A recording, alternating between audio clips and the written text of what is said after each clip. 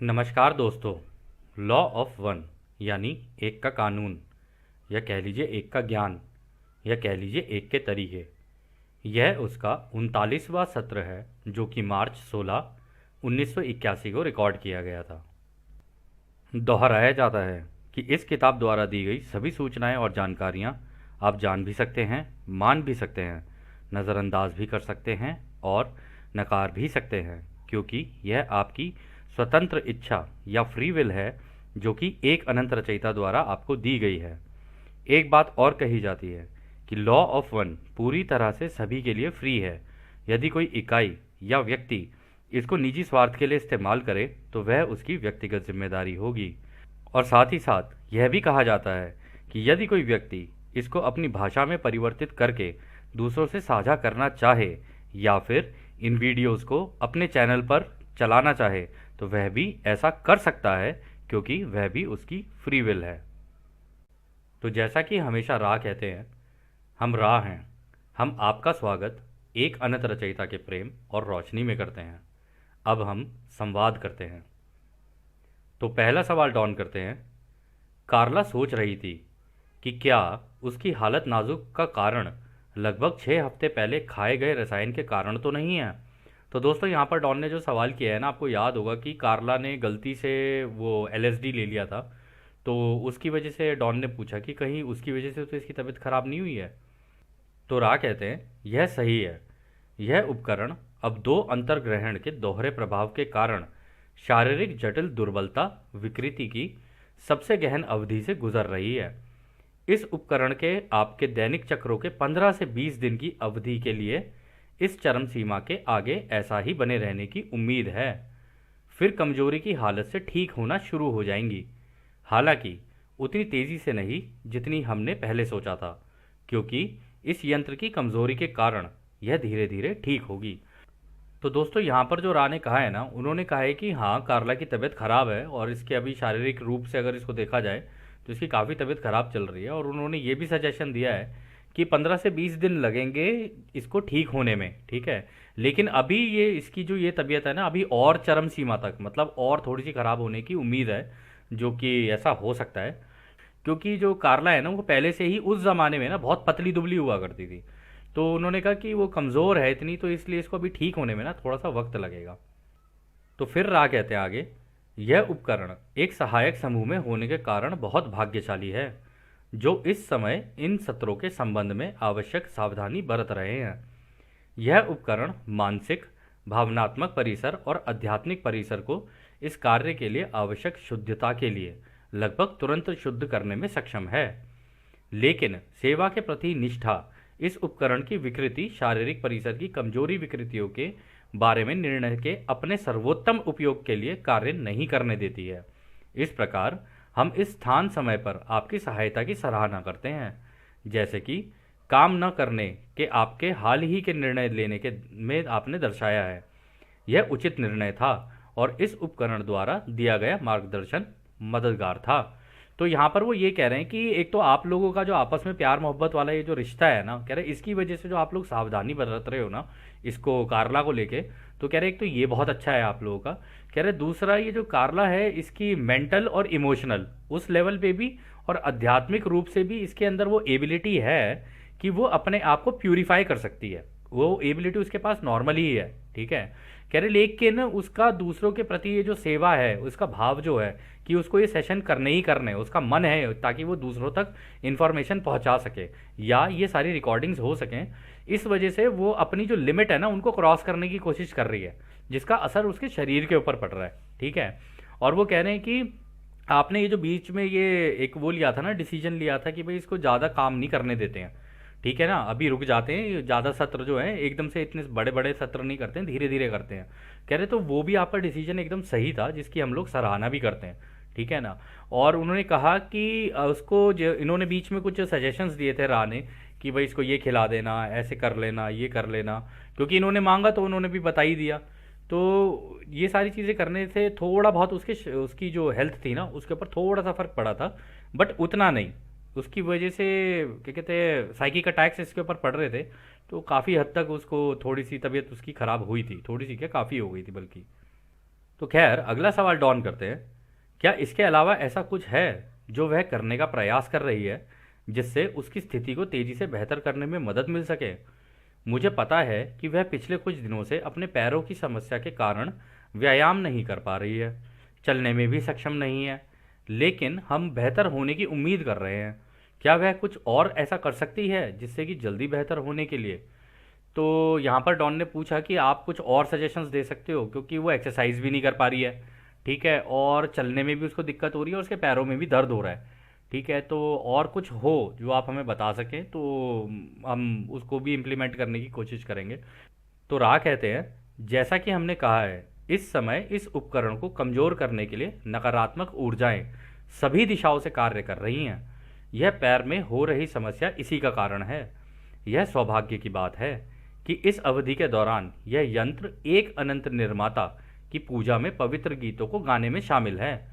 अधिक सक्रिय शारीरिक व्यायाम और प्रेम क्रिया के व्यायाम इसको बेहतर करने में सहायक होते हैं। हालांकि आप जिसे नैतिकता कहते हैं उसके प्रति इस उपकरण की प्रेम क्रिया की गतिविधि पर प्रभाव पड़ता है।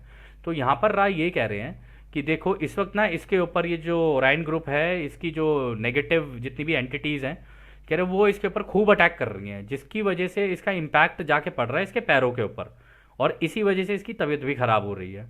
और उन्होंने आगे ये भी कहा कि ये तो सौभाग्य की बात है कि ये इसको आदत है, क्योंकि ये जैसे हम भजन कीर्तन नहीं करते रहते, तो इसको आदत है कि इस तरीके का अनंत रचयिता के लिए ये अपने पूजा और पाठ और ये सारी चीज़ें करती रहती है, गाने गाती रहती है, तो उस वजह से इसका दिल हल्का रहता है, और उस वजह से ये रचयिता की रोशनी जो है ना इसके ऊपर कंटिन्यूस पड़ती रहती है। तो इतनी नकारात्मक ऊर्जाएं होने के बावजूद, इतने अटैक होने के बावजूद भी ये अभी इस काम को कर पा रही है। उन्होंने ये भी कहा है कि अगर वो थोड़ी सी फिजिकल एक्सरसाइज करे, और जिसको हम प्रेम क्रिया बोलते हैं, अब आप जानते ही हैं प्रेम क्रिया किसको बोलते हैं, कह रहे अगर वो करे तो इन दोनों का क्या कहते हैं काफ़ी फ़ायदा हो सकता है। क्योंकि इन दोनों ही क्रियाओं से दोस्तों होता क्या है ना कि ऊर्जा का जो एकदम से लेवल है ना वो शूट करता है।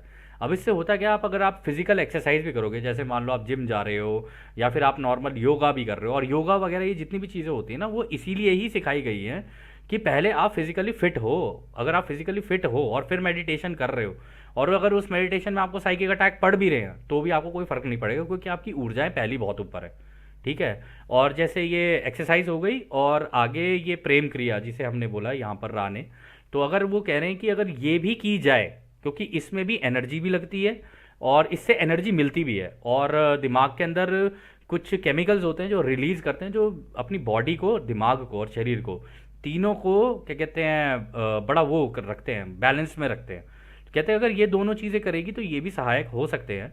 लेकिन जैसे कि नैतिकता जिसे कहा जाता है कि भाई उसके अंदर थोड़ा सा वो नैतिकता वाली चीज़ है, तो उसको लग रहा है कि कहीं ऐसा ना हो ये चीज़ मैं करूं तो ये इसका मेरे काम के ऊपर कोई प्रभाव पड़े।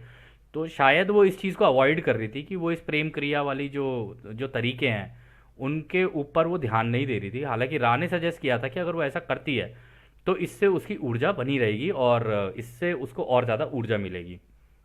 फिर आगे रा और कहते हैं, और यह सौभाग्य की बात है कि इस यंत्र में प्रेमपूर्ण यौन क्रिया के अवसर हैं जो कुछ पर्याप्त लाभ देते हैं, मूल रूप से आपकी तीसरी घनत्वता में। तो वो कह रहे हैं कि ये भी देखो बड़ी सौभाग्य की बात है कि अभी उसकी एज ऐसी है कि वो इस प्रेम क्रिया, यौन क्रिया के अंदर अगर जाती है ना तो वो इसको कर सकती है। अभी वो स्टेज पे नहीं पहुंची, अपनी अपनी उम्र के उस स्टेज पे नहीं पहुंची जहां पर वो इस क्रिया को ना कर पाए। तो होता है ना कि आगे जाके बहुत सारी चीज़ें होती हैं, फीमेल्स के साथ भी हो जाती हैं, मेल्स के साथ भी हो जाती हैं, कि वो इस एक्टिविटी को कर ही नहीं पाते हैं, ठीक है। ऐसा हो सकता है किसी किसी केस में, किसी क्या मैक्सिमम हो सकता है बुढ़ापे की एज में जाके तो भाई कहा ही नहीं जा सकता। लेकिन आजकल तो ऐसी कलाकारी चल रही है कि बुढ़ापे में भी लोगों के बच्चे हो रहे हैं तो कुछ कहा नहीं जा सकता, ठीक है ना। तो वो लेकिन कह रहे हैं कि हाँ सौभाग्य की बात है, और उन्होंने कहा है कि ये थर्ड डेंसिटी जो है ना तुम्हारी, इसमें स्पेशल मतलब तरीके से काम करती है ये चीज़। अगर आप इसका इस्तेमाल करते हो ना, इसलिए इस्तेमाल नहीं कि हाँ जी करनी है बस जी, हाँ मजे मस्ती के लिए करनी है, नहीं, इसका इस्तेमाल बहुत तरीक़ों से किया जा सकता है अपनी एनर्जी को और अपने चक्रों को बैलेंस करने के लिए भी।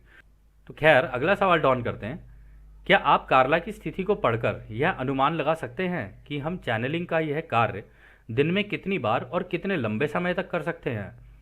तो रा कहते हैं, यह प्रश्न आज़ादी के उल्लंघन की सीमा पर स्थित है। दी गई जानकारी काफ़ी हद तक दिशा निर्देश स्थापित करती है। हालांकि हम जानते हैं कि न केवल आप में से प्रत्येक कार्ला के ऑरा को नहीं पढ़ सकते हैं और ना ही शारीरिक परिसर की स्थितियों को देख सकते हैं, बल्कि कार्ला को खुद भी दूसरों की सेवा करने की इच्छा के कारण अपने शारीरिक परिसर की सटीक विकृति को भेदने में काफ़ी कठिनाई होती है। तो यहाँ पर राय ये कह रहे हैं कि देखो, अब जो तुमने सवाल किया है ना हमसे कि भाई ये दिन में कब करें, शाम को कब करें, जैसे कई लोग हमसे भी पूछ लेते हैं कि आप बताना जरा ये कौन सी मेडिटेशन कब करनी चाहिए। अच्छा, मैं अपनी ज़िंदगी में ऐसे कर लूँ, अच्छा ये कर लूँ, अच्छा वो कर लूँ। भाई जो करना है यार आप लोग कर लो, हम लोगों से पूछोगे, हम अपने अनुभव के हिसाब से चीज़ें बता सकते हैं, ठीक है। लेकिन हर व्यक्ति, प्रत्येक व्यक्ति अलग अलग होता है। अब एक ही चीज़ सबके लिए तो नहीं है ना, तो सबके लिए काम भी नहीं कर सकती वो। तो अगर कोई ये कहता है कि भाई ऐसे कर लो, सुबह उठ जाओ, ये कर लो, आज नींबू पानी पी लो, समोसे पे चटनी लगा के खा लो, ये कर लो, वो कर लो, तो एक तरीके से वो आपकी आज़ादी का उल्लंघन ही है, बेशक आप मांग ही क्यों ना रहे हो। अगर कोई आपको दिशा निर्देश दे रहा है किसी भी तरीके का, तो वो आपकी आज़ादी का उल्लंघन है। इसलिए आप यहाँ पे क्लियर कर दिया कि आप बिल्कुल एकदम अब सीमा पर पहुंच चुके हो उसकी, और आप हमसे दिशा निर्देश मांग रहे हो। मतलब आप बेसिकली चाहते हो कि हम आपको गाइड करें कि ऐसे कर ले, वैसे कर ले। और जबकि आपको यहाँ पे इस बचपने से बाहर आना है कि एक मैच्योर इंसान कैसे बना जाता है, एक मैच्योर एंटिटी कैसे बना जाता है। तो अगर हम ही तुम्हारी उंगली पकड़ के चलाते रहेंगे तो तुम खुद क्या करोगे, ये भी तो बताओ ना। फिर तो तुमने सीखा क्या फिर यहाँ पे।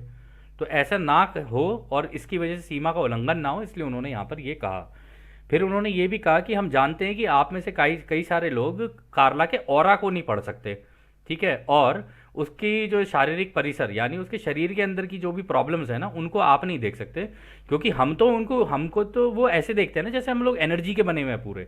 उनको तो हमारी पूरी एक एक एनर्जी, हमारे चक्रास, सारा कुछ दिखता है। हम लोगों को हमारी फिजिकल बॉडी दिखती है, हम लोग इसी से ही अंदाज़ा लगा रहे होते हैं सारी चीज़ें। हालांकि यूजुअली देखा जाता है कि डॉक्टर्स भी और जितने भी हैं वो सिम्टम्स को देख के अंदाज़ा लगाते हैं।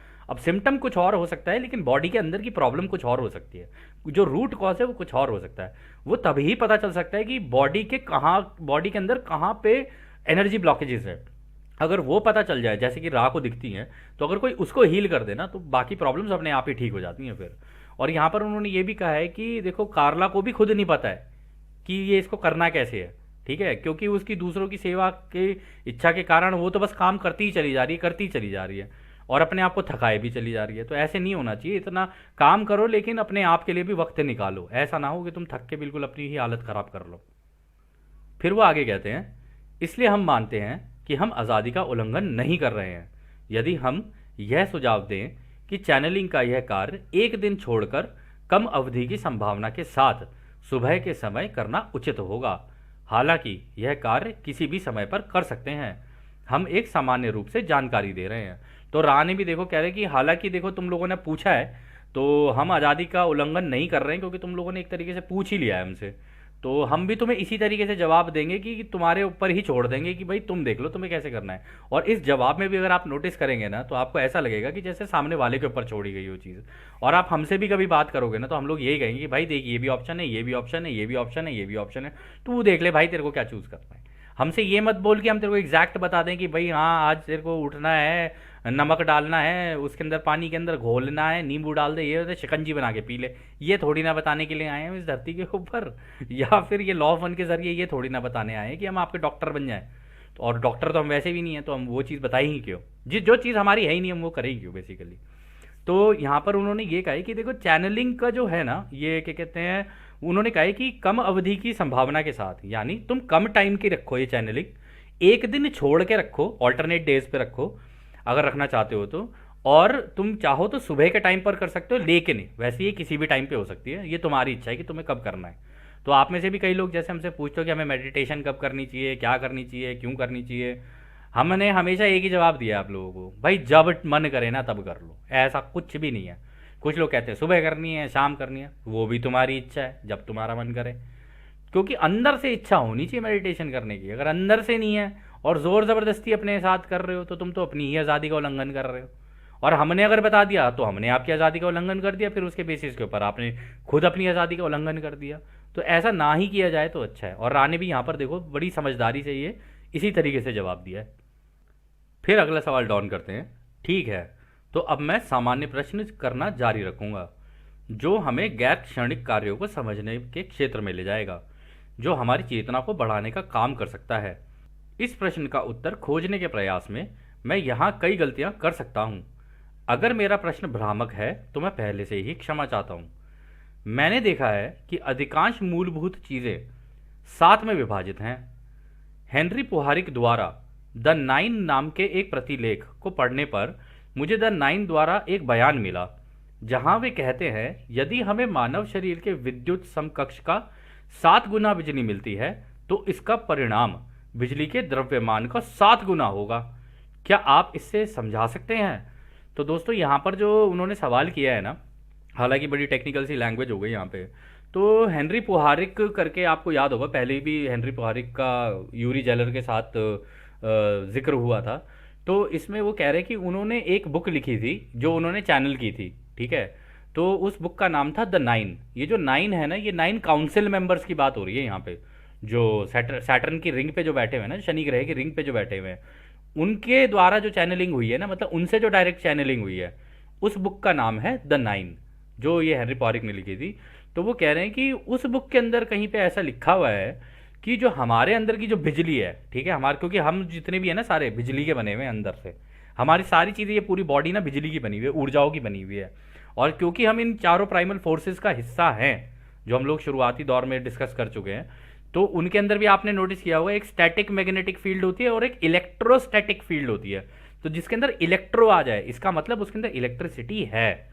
तो वो कह रहे हैं कि हमारे जो इंसान के अंदर की जो जो हमारे अंदर एक 7 गुना लेवल की बिजली होती है, वो भी चक्रों के हिसाब से ही चलती है।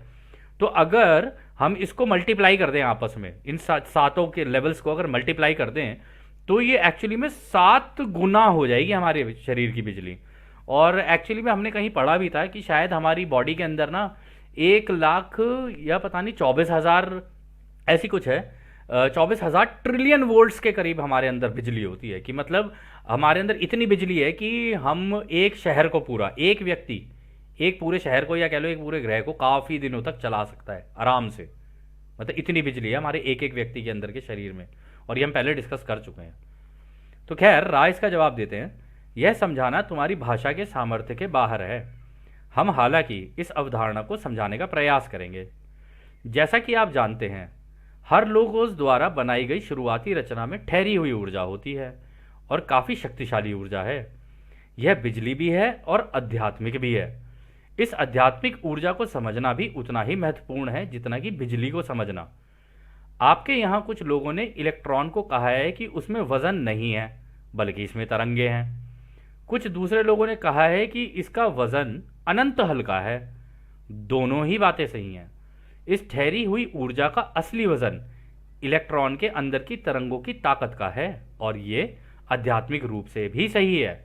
तो दोस्तों यह आपको याद होगा, हम लोगों ने एक इमेज शेयर की थी, एक सेकेंड हम लोग उसके ऊपर बात करते हैं। हाँ, तो ये वो इमेज है। आपको याद होगा पिछली बार जब हम लोगों ने डिस्कस किया था तो हमने आपको बताया था, अगर आप एक पार्टिकल के अंदर अंदर इलेक्ट्रॉन के अंदर भी घुसते चले जाओ, पहले एटम, पहले मॉलिक्यूल्स, फिर मॉलिक्यूल से एटम, एटम के अंदर इलेक्ट्रॉन्स, प्रोटॉन्स, ये सारी चीज़ें होती हैं, उनके अंदर अंदर अंदर अंदर अगर आप घुसते चले जाओगे ना, तो आपके अंदर इस तरीके की बिजली की तरंगे हैं, ये इस तरीके की लाइटनिंग चल रही होती है, और ये कांपती हुई लाइट्स होती हैं।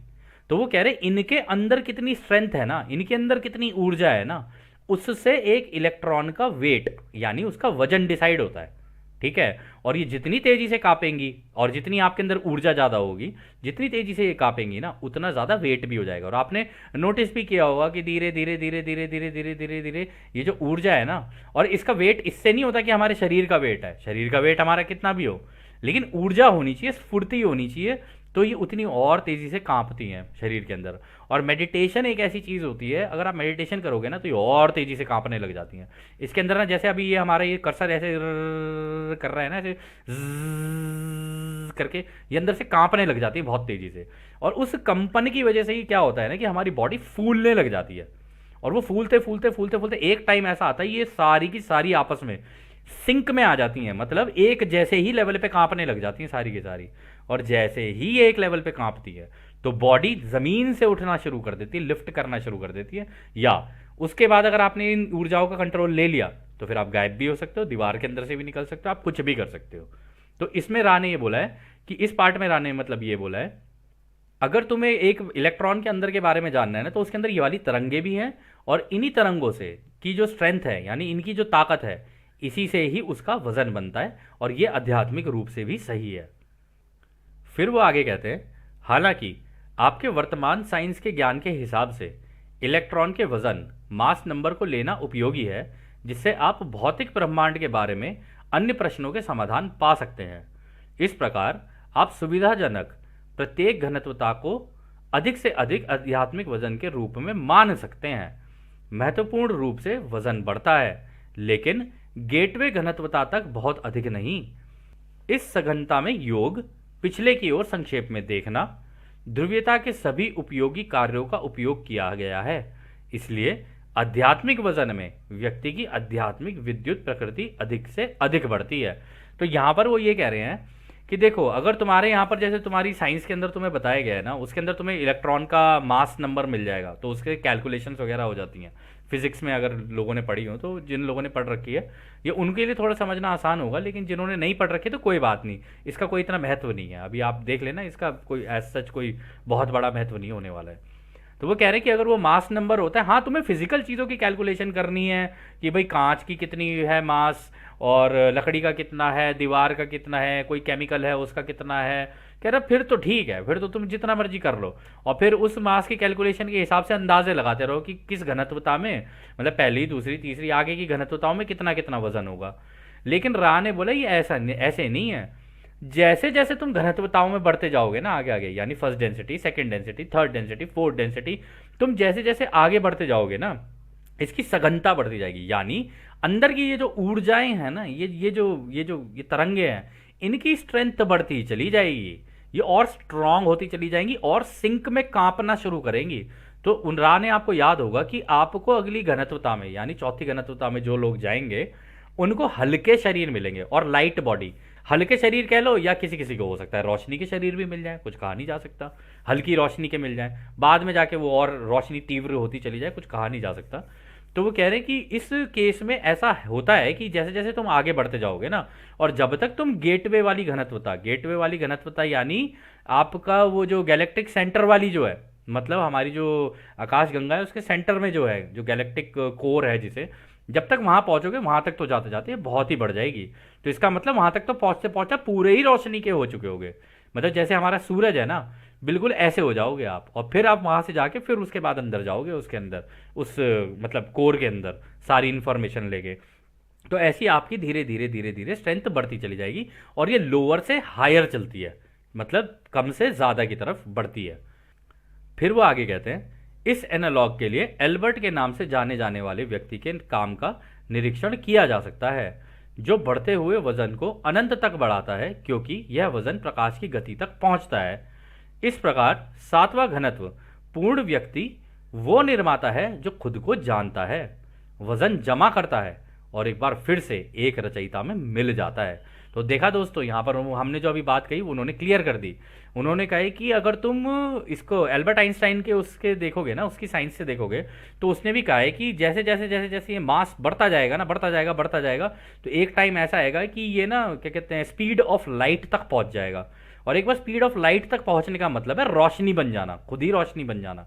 और अगर आप खुद ही रोशनी बन गए, तो वो कह रहे हैं ना सातवीं घनत्वता कहाँ है, हमारे गैलेक्सी के कोर में। तो कह रहे कि वहां पे वो व्यक्ति पूर्ण बन जाता है, निर्माता, यानी वो भी तो एक रचयिता ही है ना, लेकिन है तो इन्हीं तरंगों के अंदर वो भी बने हुए ना। तो वो जो रचयिता है ना, फिर वो कह रहे हैं कि वो अंत में जाके फिर एक अनंत रचयिता से मिल जाते हैं। ये भी रोशनी के ही होते हैं। आपको याद होगा वो ब्लैक होल व्हाइट होल वाली थ्योरी, उसके अंदर वो ब्लैक होल से घुसते हैं, व्हाइट होल में जाते हैं, तो एंड में जाके वो पूरे के पूरे रचयिता में मिल जाते हैं, और अंदर सिंगुलैरिटी में पहुंचते हैं। फिर उनका एक नया जन्म होता है, फिर वो दूसरी साइड में निकल जाते हैं, और फिर नए अनुभवों को तलाशते हैं, या कह लो नए नए अनुभव बनाते हैं। तो इट्स लाइक अ गेम, उसके अंदर नए नए अनुभव फिर बनने शुरू हो जाते हैं। लेकिन इस पूरे केस में सारी चीज़ें जितनी भी चल रही हैं, सारे ब्रह्मांडों के अंदर सबका अनंत रचयिता है, एक ही है। उस एक अनंत रचयिता ने ऐसे रोशनी के पहले अपने बच्चे बनाए, फिर उन्होंने अपनी क्या कहते हैं वो बनानी शुरू की, अपनी आकाश गंगाएं बनानी शुरू की, फिर उन्होंने अपने सूरज बनाने शुरू किए और उन्होंने ग्रह लगाने शुरू किए। फिर उन सूरजों का काम है कि भाई उन ग्रहों का ध्यान रखें, उनको अपनी रोशनी प्रदान करें, उनकी सेवा करें, उनसे अपनी इन्फॉर्मेशन लें और इन्फॉर्मेशन आगे आगे ट्रैवल करती रहेगी।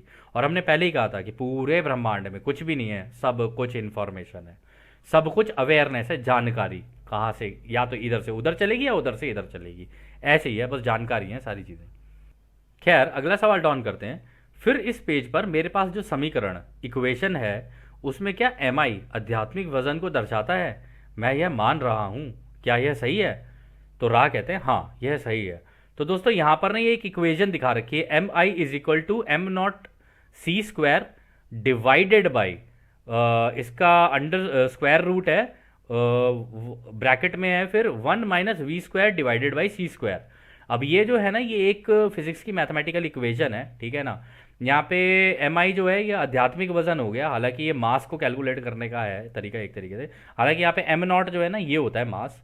तो ये अगर आप इसको देखोगे ना, सी स्क्वायर का तो हम आपको बता सकते, सी का मतलब लाइट होता है, मतलब लाइट का स्क्वायर कर देना। वी का मतलब होता है वेलोसिटी, यानी जो स्पीड होती है उसका स्क्वायर करते हैं। स्पीड तो नहीं कह सकते, वेलोसिटी अलग चीज़ होती है, स्पीड अलग चीज़ होती है। तो ये उसकी एक इक्वेशन है। तो रा ने कहा हाँ ये इक्वेशन से अगर तुम कैलकुलेट करोगे तो तुम आध्यात्मिक वजन को कैलकुलेट कर सकते हो किसी भी व्यक्ति के, कि इसका आध्यात्मिक वजन कितना है। और दोस्तों इस आध्यात्मिक वजन को कैलकुलेट करने के लिए ऐसा नहीं है कि किसी इंसान का वेट कैलकुलेट करना पड़े, नहीं। इसमें आपके एक एटम के एक अंदर अंदर अंदर अंदर पार्टिकल के अंदर जाके ये जो तरंगे हैं ना इनकी स्ट्रेंथ कैलकुलेट करनी होती है। अगर ये स्ट्रेंथ कैलकुलेट हो गई तो पता चल जाएगा कि हाँ इसका आध्यात्मिक वजन कितना है। लेकिन वो चीज़ तो फिर अब रा ही कर सकते हैं, लेकिन उन्होंने वो यहाँ पर ये कह ही दिया कि हाँ ये सही है, तुम करना चाहो तो कर लो, तुम जितने ज्ञानी हो बन लो पहले तुम अच्छे से, उसके बाद जब छठी घनत्वता में आओगे तब हम सिखा देंगे तुम्हें सारी की सारी साइंस क्या होती है। खैर तो आगे डॉन कहते हैं, धन्यवाद, क्या आप मुझे बता सकते हैं, क्या आप द नाइन के एक प्रसारण का वर्णन कर सकते हैं जहां वे कहते हैं सी एच एक सिद्धांत है जो ज्ञान और कानून का खुलासा करने वाला सिद्धांत है, क्या आप मुझे बता सकते हैं कि वह सिद्धांत क्या है? तो यहाँ पर कोई सी एच करके कुछ सिद्धांत था उस किताब के अंदर। हमने वो किताब पढ़ी नहीं है तो हम भी पढ़ के देख लेंगे, हो सकता है हमें भी कुछ सीखने को मिल जाए, क्योंकि काउंसिल से चैनलिंग हुई है तो पक्की बात है कुछ ना कुछ तो अच्छा ही होगा। अच्छी बात है हमें याद दिला दी, क्योंकि हम पढ़ना तो चाहते थे लेकिन हमने पढ़ी नहीं थी, अब हम इसको पढ़ लेंगे। तो खैर राय इसका जवाब देते हैं, यह सिद्धांत उस कथन में छुपा है जिसमें एक सरल सिद्धांत है कि स्थायी यानी कि रचयिता और अस्थायी यानी कि सारे जीवित प्राणी और उन दोनों के बीच प्रेम और रोशनी में एक दूसरे से मिलने की इच्छा के बीच स्वतंत्रता की इच्छा लगी है, जो माया से बंधे व्यक्ति पर कार्य करता है कि वो कितनी तेजी से रचयिता से मिलता है। तो उन्होंने कह दिया जो सी एच का है ना ये कॉन्सेप्ट ये है कि एक अनंत रचयिता वो तो है ही, वो तो स्थायी है, वो तो रहेंगे ही रहेंगे, क्योंकि सारा कुछ इन तरंगों के अंदर बना हुआ और ये तरंगे ही रचयिता है। तो कह रहे वो तो रहेंगे ही रहेंगे। इसके अलावा एक अस्थाई प्राणी जैसे कि हम लोग हो गए, जानवर हो गए, पेड़ हो गए, पौधे हो गए, हम लोग सब अस्थाई हैं, मरते हैं जीते हैं, मरते हैं जीते हैं, फिर अपना अनुभव लेते लेते लेते लेते आगे जाते हैं, क्योंकि अभी तो हम एक ग्रह का ही अनुभव ले रहे हैं, ऐसे ऐसे आगे आगे और अनुभव होंगे।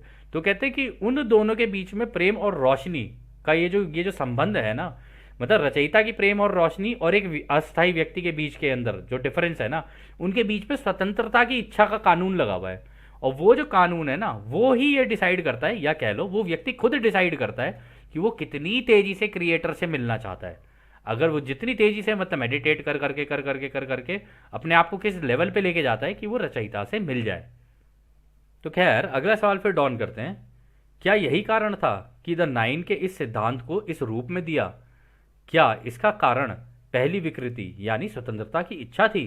तो राह कहते हैं नहीं, यह गलत है। तो डॉन आगे कहते हैं, क्या आप मुझे बता सकते हैं कि उन्होंने इस सिद्धांत को इतने छुपे रूप में क्यों दिया है? तो राह कहते हैं, लेखक की सबसे अधिक रुचि पहेलियों और समीकरण इक्वेशंस में थी, इसलिए ऐसे दिया।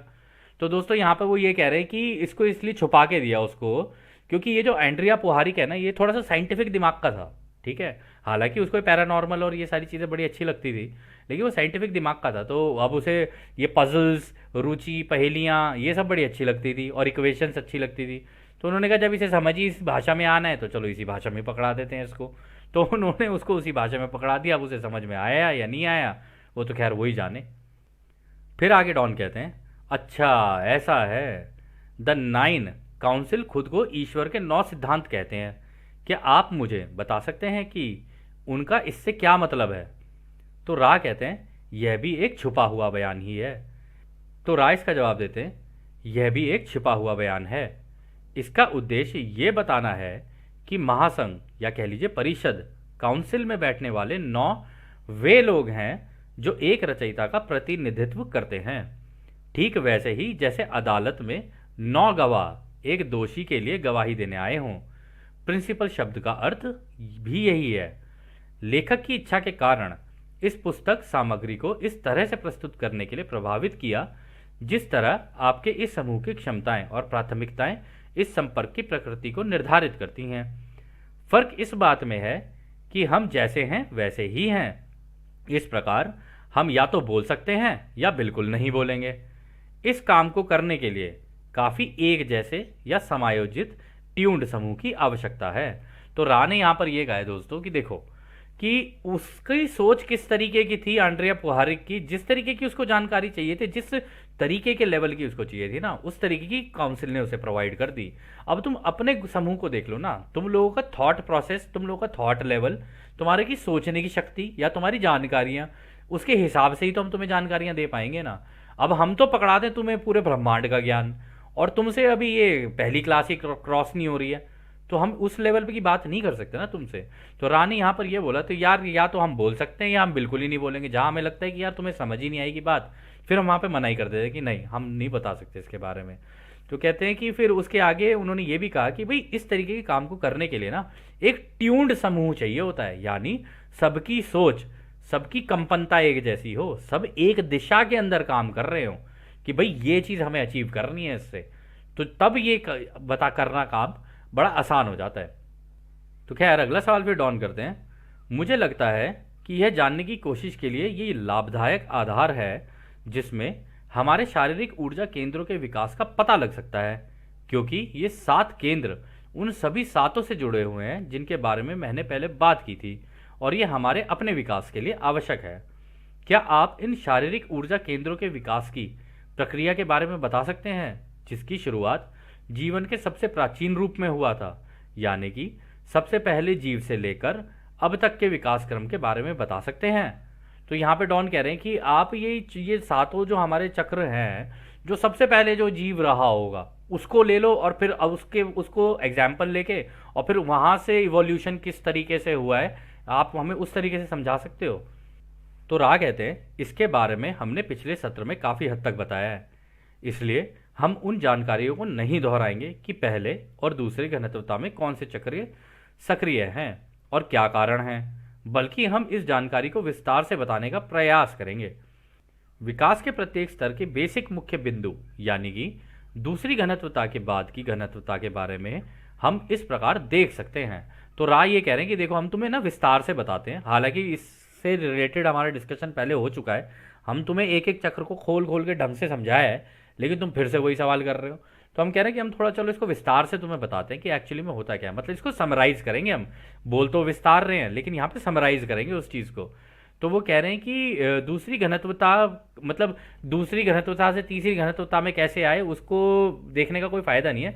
हम तुम्हें तीसरी घनत्वता के हिसाब से, जिसमें तुम अभी जी रहे हो, उसके हिसाब से तुम्हें बताते हैं कि ये जो बेसिक चक्र है ना तुम्हारे, ये काम कैसे करते हैं।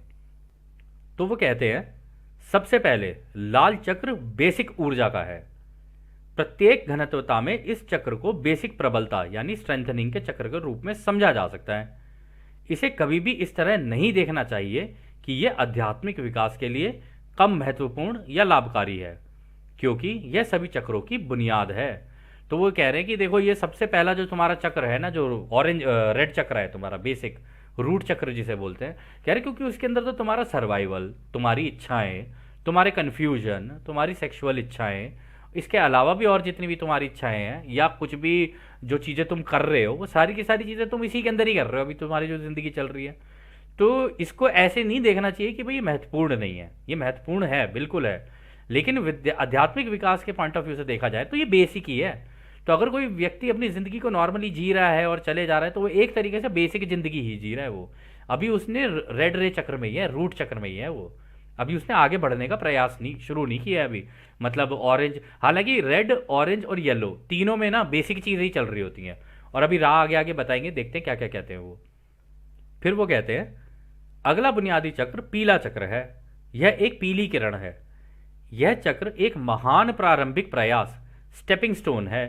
इस चक्र में मन, शरीर की क्षमता का पूर्ण संतुलन होता है। मजबूत लाल नारंगी पीले की तिकड़ी ट्राइड एक इकाई के मध्य के हरे चक्र में छलांग लगाने के लिए एक स्प्रिंग बोर्ड का काम करता है। यह फिर से एक बेसिक चक्र है, लेकिन मुख्य चक्र नहीं है। तो वो कह रहे हैं ये जो रेड हो गया, ऑरेंज हो गया और येलो हो गया, ये तीनों के तीनों मुख्य चक्र नहीं है तुम्हारे। क्योंकि पहले मतलब है तो ये बेसिक, इसके ऊपर तुम्हारी नींव डली हुई है। अभी तुम जितनी चीजें कर रहे हो सारी की सारी चीजें इसमें है। क्योंकि देखो रूट चक्र में तुम्हारा survival, desire, confusion, sexual reproduction ये आ गया। फिर ऑरेंज रे के अंदर आ गया तुम्हारा पर्सनल, तुम्हारी आइडेंटिटी, तुम्हारे इमोशनल लेवल की आइडेंटिटी कि तुम अपने बारे में क्या सोचते हो, दूसरों के बारे में क्या सोचते हो। तुम्हारी इंडिविजुअल पावर, अपनी ताकत क्या है तुम्हारी, दूसरों को मैनिपुलेट करना, ये करना कि खुद के साथ क्या रिश्ते और दूसरों के साथ क्या रिश्ते, तुम्हारी रिश्तेदारी इसी के अंदर चल रही होती है। ये सारी चीज़ें ऑरेंज रे में चल रही होती है। फिर येलो रे, group identity, power manipulation among groups, herd mentality, group security और कंडीशनल लव। यानी कि येलो वाले में तुम यही सोच रहे होते हो कि भाई मैं किस झुंड का हिस्सा हूँ, ठीक है, या कह लो कि मैं किस समाज का हिस्सा हूँ। कह रहे वहां पर तुम्हारे ये पावर मैनिपुलेशन चलती रहती कि जी मैं उससे बड़ा, या वो मुझसे बड़ा, या इससे छोटा, या वो उससे छोटा, वो सारी चीज़ें चलती रहती हैं तुम्हारी। बेसिकली एक हर्ड मेंटालिटी, जैसे भेड़ों की मेंटालिटी होती है ना, वैसी एक मेंटालिटी होती है कि एक समूह का हिस्सा बनकर उस समूह की तरह ही सोचने लग जाना। तो और उस समूह के अंदर रहकर ये एक अपने आप को एक दिलासा देना, या अपने आप बारे में ये सोचना कि वाह मैं इस समूह का हिस्सा हूँ। जबकि ये सारी चीज़ें एक मैनिपुलेशन का हिस्सा है, एक दूसरे को मैनिपुलेट करने के लिए होती हैं। फिर उन्होंने कहा कि ग्रुप की सिक्योरिटी, क्योंकि तुम झुंड में इसलिए रहना चाहते हो क्योंकि तुम अपने आप को सिक्योर करना चाहते हो, तुम सिक्योरिटी चाहते हो इसलिए तुम ये काम करते हो। फिर कंडीशनल लव, उस झुंड के अंदर रहते रहते तुम्हें इसके अंदर ऐसा नहीं है कि कोई तुम्हें उस झुंड से बड़ा प्यार है और ये कुछ है, ये कंडीशनल लव होता है। तुम उस झुंड का हिस्सा इसलिए बनना चाहते हो क्योंकि तुम्हें ऐसा लगता है कि अगर मैं इस झुंड का हिस्सा रहूंगा ना, तो मुझे इस झुंड के अंदर जो प्रेम, जो सम्मान और ये सारी चीज़ें मिलेगी, या आपस में एक दूसरे से प्रेम मिलेगा, तो वो एक तरीके का कंडीशनल लव होता है कि कल को ये मेरे काम आएंगे, ये आएंगे। तो ये तो कंडीशनल लव हुआ ना, क्योंकि आप अगर अंदर से ये सोच रहे हो कि कल को ये समूह जो है, मेरा गुट है, मेरा समूह है, ये मेरे काम आएगा, तो इसका मतलब सोच तो आप अपने बारे में ही रहे हो, तो ये तो कंडीशनल लव हो गया ना। तो यहाँ पे कंडीशनल लव है, यहाँ पे अनकंडीशनल लव नहीं है। लेकिन उन्होंने कहा ये जो तीन चीजें होती हैं ना, ये एक स्प्रिंग बोर्ड का काम करती हैं, ये बेसिक होती हैं। जब तुमने ये कर ली, अब यहां से छलांग मार के तुम्हारा दिल का चक्र खुलना चाहिए। अगर वो नहीं खुला तो फिर तुम अगली घनत्वता में नहीं जा पाओगे। और उन्होंने यहाँ पर एक चीज और इंपॉर्टेंट कही है कि ये तीनों मिलकर एक ट्राइड बनाते हैं, एक तरीके का ट्राइंगल बनाते हैं कि जब तुम इस ट्राइंगल को पूरा कर लोगे ना, फिर तुम आगे निकल के जाओगे। और कुछ लोग तो इसी ट्राइंगल के अंदर ही रह जाते हैं, मतलब जीते मरते हैं, यही करते रहते हैं बार बार। तो आगे जाने के लिए बड़ा मुश्किल हो जाता है उनके लिए ना, अगली डेंसिटी क्रॉस करने के लिए। तो खैर आगे रा फिर ये कहते हैं यह हरा चक्र आध्यात्मिक कार्य का साधन है। जब हर चक्र सक्रिय होता है तब हम देखते हैं कि तीसरे मुख्य चक्र का सशक्तिकरण, पोटेंशिएशन शुरू हो जाता है।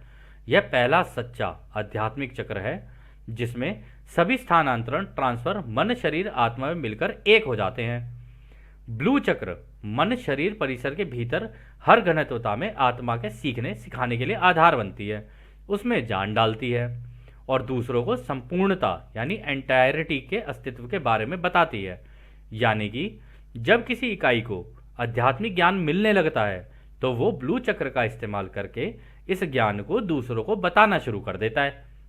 तो यहां पर वो ये कह रहे हैं कि ये जो यहां पर उन्होंने गलती से तीसरा चक्र लिखा है, ये तीसरा नहीं है, या हमसे टाइपिंग में मिस्टेक हुआ है, ये चौथा चक्र है, मतलब आपका ग्रीन रे चक्र। वो कहते हैं जब ये वाला जो होता है ना, ये पोटेंशिएशन में रहता है, यानी कि इसके अंदर ऊर्जाएं तो रहती हैं, लेकिन इसको खोलने का वही है, आपके अंदर अनकंडीशनल लव होना चाहिए सबके लिए, पूरा यूनिवर्सल, सबको इस ब्रह्मांड का हिस्सा समझना कि ये सारे ही हमारे भाई बहन हैं जितने भी हैं। और फिर अनकंडीशनल लव, उनके लिए प्यार करते हुए कि ये नहीं सोचना कि भाई ये वो इसका है, उसका है, यहाँ का है, वहाँ का है, ये सब नहीं सोचना उसके अंदर, फिर ये अनकंडीशनल हो जाता है। एक्सेप्टेंस, सबको एक्सेप्टेंस होनी चाहिए आपके अंदर, सब चीज़ों की एक्सेप्टेंस होनी चाहिए, अच्छा बुरा गलत सही ये सब नहीं सोचना होता है, एक्सेप्टेंस होती है बस। नॉन जजमेंट, आप किसी के जज नहीं हो कि कौन क्या कर रहा है क्या नहीं कर रहा है, वो अपनी ज़िंदगी में क्या कर रहा है वो उसकी जिम्मेदारी है, आप उसके जज नहीं बनोगे। और फिर इसके आगे वो कहते हैं की टू प्रोटेक्शन, कह रहे इसी से ही तुम्हारी एक्चुअली में प्रोटेक्शन होती है, क्योंकि तुम्हें प्रेम होना शुरू हो गया अब सबसे। फिर वो कहते हैं spring board to intelligent infinity, यानी कि अब तुम उस अनंत रचयिता की जो सोच है उसकी तरफ मूव करना शुरू करते हो जब तुम्हारे दिल का चक्र चलना शुरू होता है।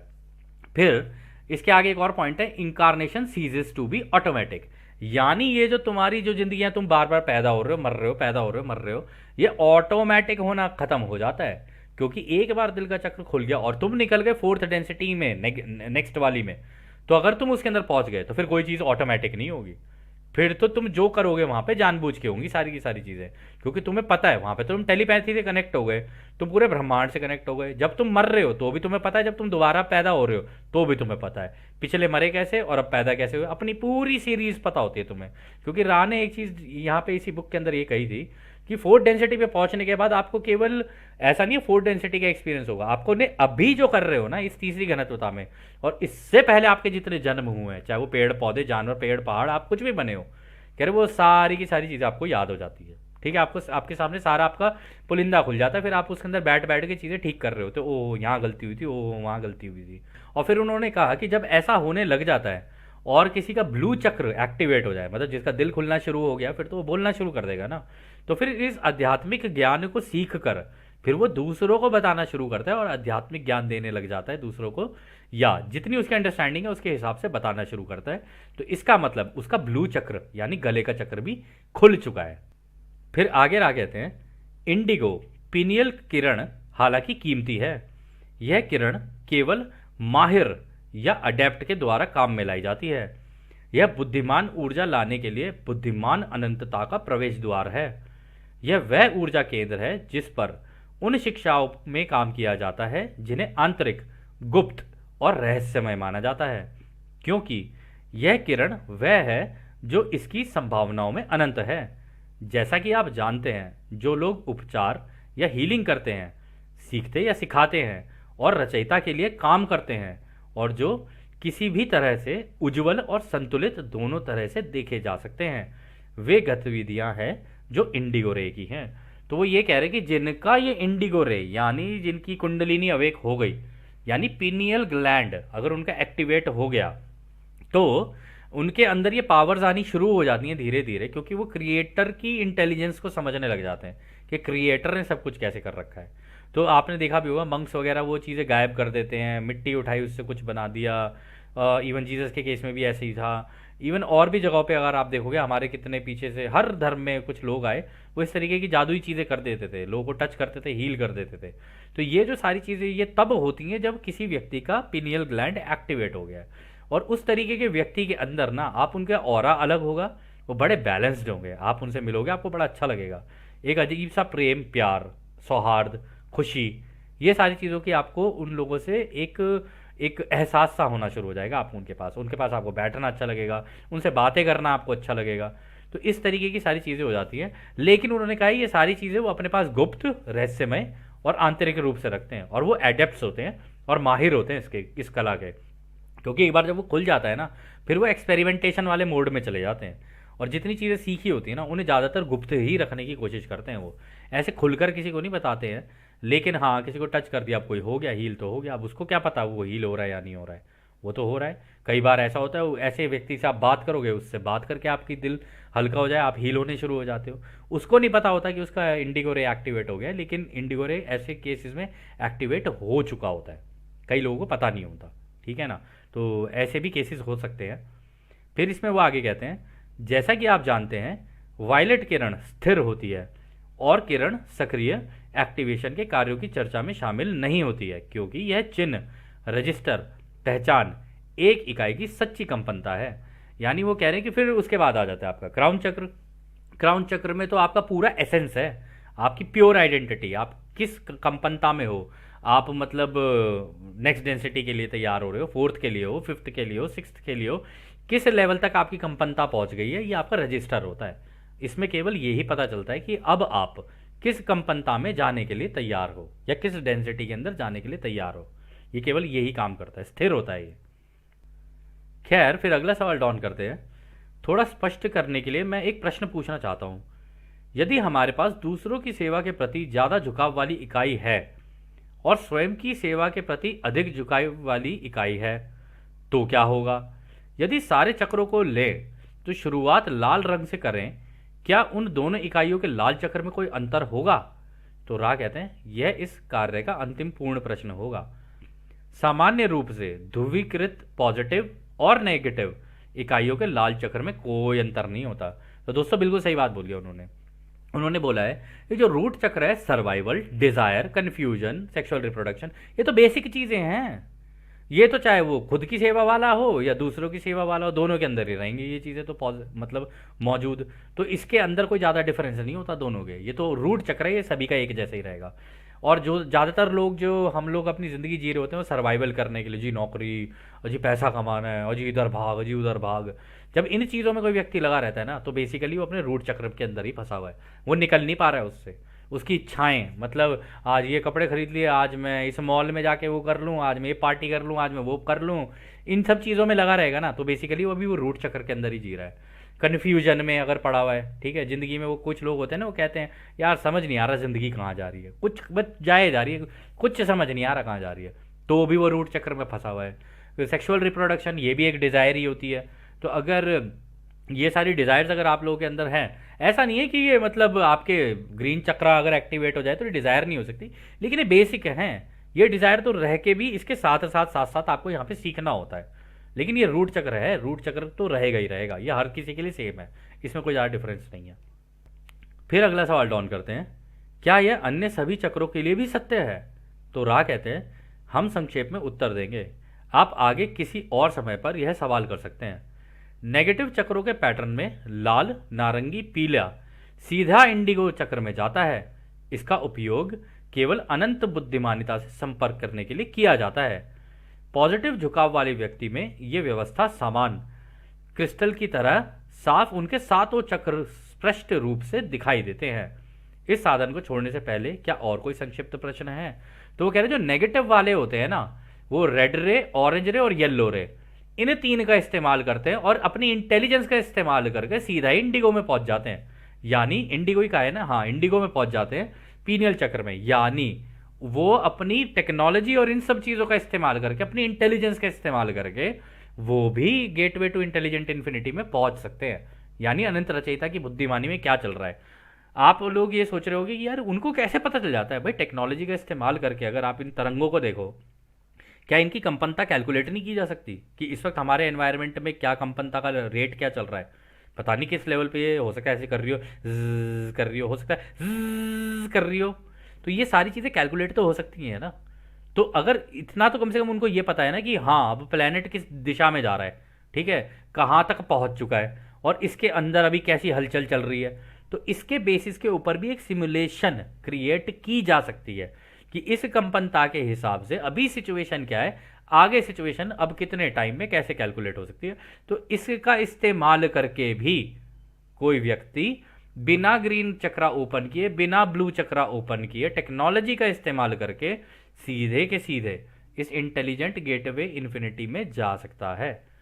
ठीक है, और वो उन्होंने बोला वो नेगेटिव वालों के लिए ऐसा है, नेगेटिव वाले उसका इस्तेमाल करके जाते हैं, लेकिन पॉजिटिव वाले जो होते हैं ना उनके सारे ही ओपन होते चले जाते हैं। ग्रीन भी एक्टिव होगा, ब्लू भी एक्टिव होगा, तब जाके वो इंडिगो पे पहुंचते हैं। इसलिए उनका पॉजिटिव की तरफ झुकाव होगा, इनका नेगेटिव की तरफ झुकाव होगा, क्योंकि जल्दबाजी है। जल्दबाजी में इन तरंगों का इस्तेमाल करके जल्दी से जल्दी अपने आप को अगली घनत्वता में पहुंचाने की तरीके होते हैं ये, कि हम खुद पहुंच जाए इस तरीके, इसका इस्तेमाल करके अगली घनत्वता में पहुंचे। आपने देख लिया होगा पिछले सेशन के अंदर उन्होंने बताया टेक्नोलॉजी का इस्तेमाल करके कैसे ब्रेन कनेक्ट किए जा सकते हैं और फिर अपने आप को फिर वो चौथी घनत्वता वालों के साथ, मतलब ओरायन के लड़ाकों के साथ कनेक्ट किया जा सकता है। उनके साथ कनेक्ट कर लिया तो उनकी बुद्धिमानिता आ गई तुम्हारे अंदर। अगर उनकी बुद्धिमानिता आ गई तो इसका मतलब तुम्हारे अंदर चौथी घनत्वता की कैपेबिलिटी आ गई। अगर जो कैपेबिलिटी उनके पास है वही तुम्हारे पास आ जाएंगी, तो एक तरीके से तुम हो गए चौथी घनत्वता के, है ना। तो इस तरीके से आगे बढ़ा जा सकता है। खैर आखिरी सवाल डाउन करते हैं, मुझे केवल यह जानने की आवश्यकता है कि क्या ऐसा कुछ है जिसे हम उपकरण को अधिक आरामदायक बनाने या संपर्क में मदद करने के लिए कर सकते हैं। तो रा कहते हैं आप सबसे अधिक कर्तव्यनिष्ठ हैं, सब कुछ ठीक है, हम तुम्हें हमारे दोस्तों को एक अनंत रचयिता के प्रेम और रोशनी में छोड़ते हैं, इसलिए आगे बढ़ो, एक अनंत रचयिता की शक्ति और शांति में आनंदित रहो। आड ने। तो दोस्तों ये सत्र अब यहीं समाप्त होता है, और जैसे कि रा ने अभी यहाँ पर बोला, अब हम भी आपको उस एक अनंत रचयिता के प्रेम, उसकी रोशनी, उसकी शक्ति और उसकी शांति में छोड़कर चलते हैं। आद ने हमारे दोस्तों, आद ने वासु। धन्यवाद।